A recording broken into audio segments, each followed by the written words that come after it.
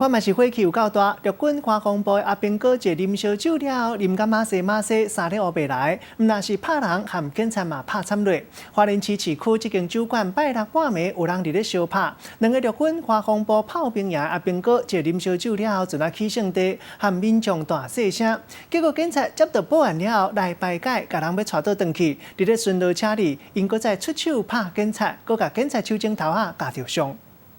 查甫人徛伫拍卖门口，敢若起酒痟的款大细声响，佮甲民众挽起来。警察赶到位，甲可抗，因煞出手甲人杀，就安尼甲警察拍起来。那一路反抗到巡逻车顶的，佮甲警察的手镜头啊！民众看到一直讲有够含的，摕手机来录影，落尾追查，发现这两个查甫人的身份是陆军华东防卫指挥部的官兵。其中一名酒客在保护管束返回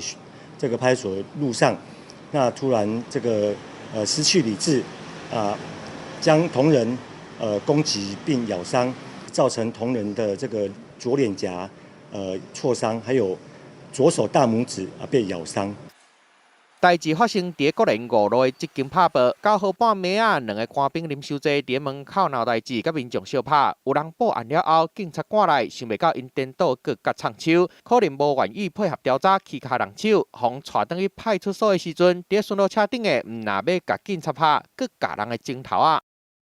那本部除了配合警检调查之外，我们后续也会依刑惩并行予以释惩。